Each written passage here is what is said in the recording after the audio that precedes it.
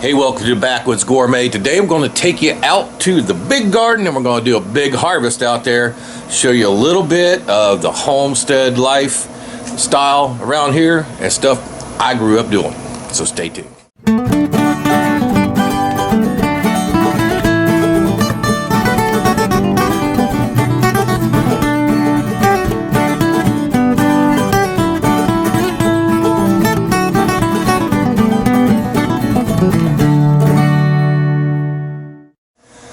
So I can't imagine living in a place where you have no place to grow anything. That's just me. That's where I grew up. And we thought everybody did what we did, and they did, or near where I grew up here in Northeast Florida. But when I went into the Marine Corps and started meeting people from all over the country, not just in my little small neck of the woods, so to speak, I found out that I was considered pretty damn backwoods.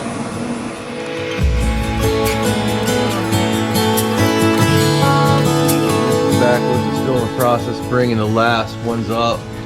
And what we just did here in the old horse stalls is we stretched out chicken wire across between these two sides. And we're keeping these up off the ground in a dry place where air can circulate through them and let them continue to cure.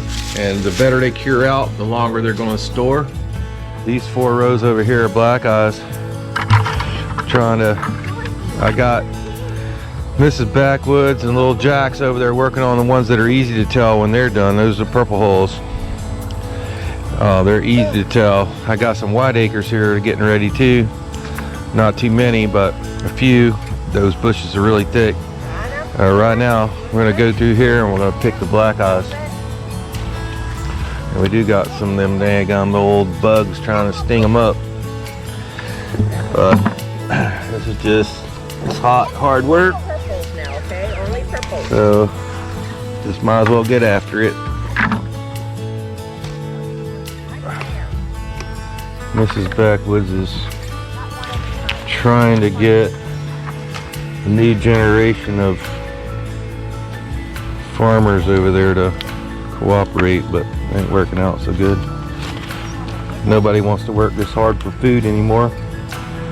But you know what? The way things are going right now, they might have to learn how to. It's one of the reasons why I'm bringing you this content is you may never done this before or even known anybody done this before, but I can guarantee you the way things are going right now with all the supply chain issues and stuff like that, it's something you may want to pay attention to. Alright guys, I guess y'all could call that full 5-gallon bucket, and that's off of 2 rows. I still have another row to pick. Should have brought more buckets. Mrs. Backwoods has got a tub that she's working on, and we still got the white acres to go, squash, and might be a few green beans over there ready too. This is what homesteading's all about. Hard work. Alright, so we're over in the pink eyes and purple holes now. And one thing I like about these is they tell you when they're ready and turn purple. The rows are all grown together. I just went down through, I've been kicking my way down through here trying to separate the vines.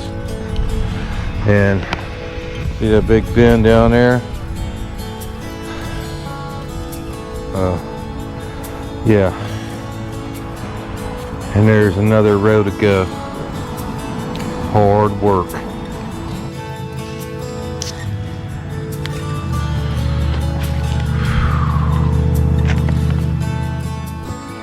Alright, so we're back up at the house. We got a full 5-gallon bucket there and about a third of a 5-gallon bucket there, black eyes.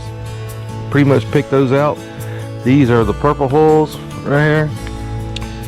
And I still got like a half a row to go on these guys, but I don't have any more containers, so Gonna have to get some of these guys shelled, and luckily my bro here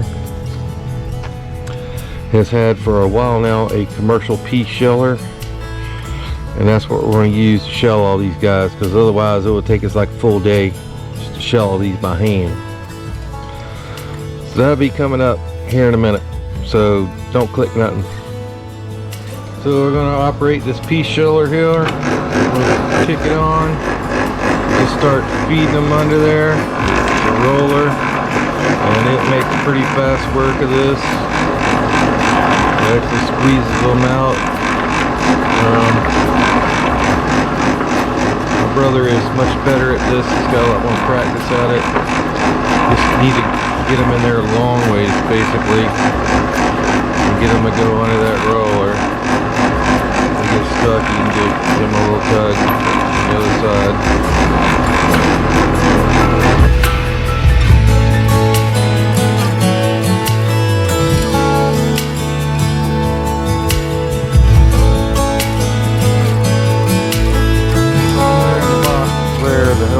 Dumping out. Let's go look at what the peas look like.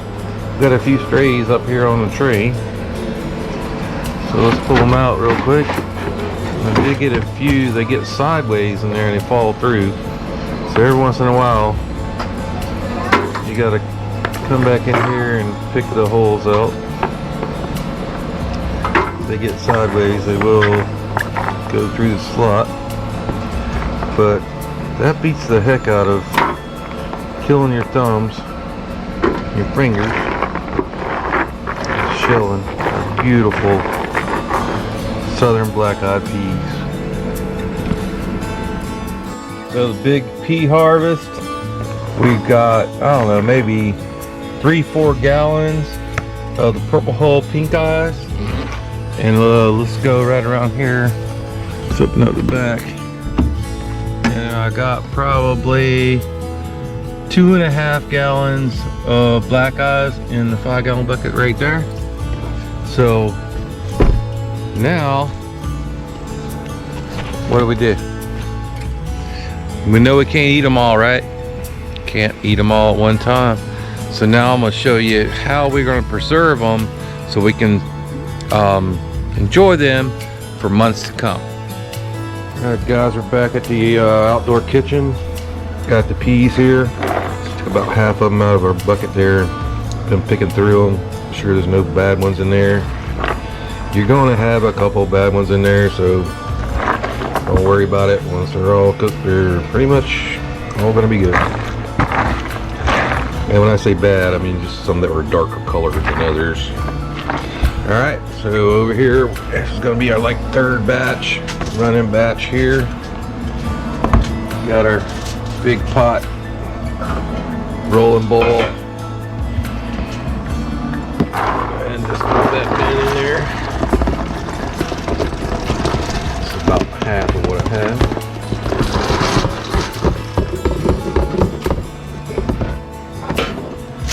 Lid back on, rolling bowl them things for 3 minutes, and then we take them out and we put them in this bucket of cold water down here. Refresh them, and these are the last batch I just did, so I'm gonna have to change my water out now.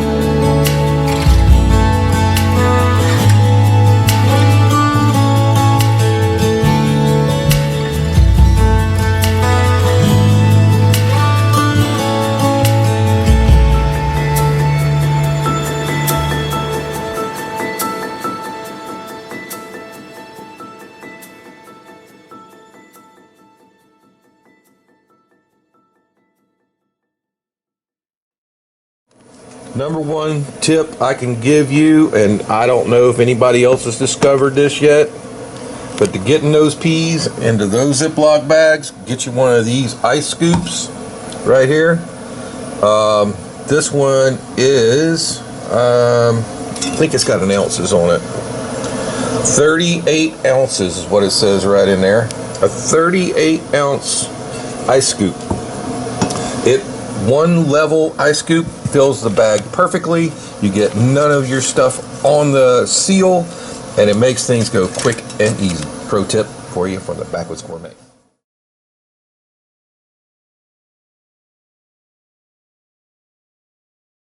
Okay, here is the fruits of our labors for this most part of this weekend. Okay,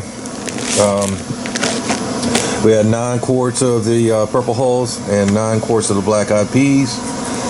Going to get these in the freezer. I'm just letting them kind of cool down a little bit more. They're kind of still like maybe about probably 80 degrees inside those bags.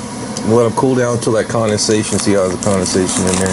Until that condensation calms down, and so they don't thaw other things when we put them in the freezer. So thanks for watching this little homestead video.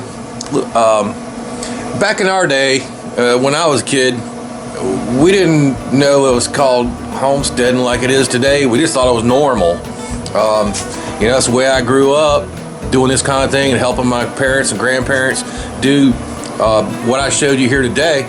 And I'm trying to pass that information along to you guys because I know there's been some like information gap there. A lot of this stuff has not been handed down through the generations because you don't necessarily have to do it anymore.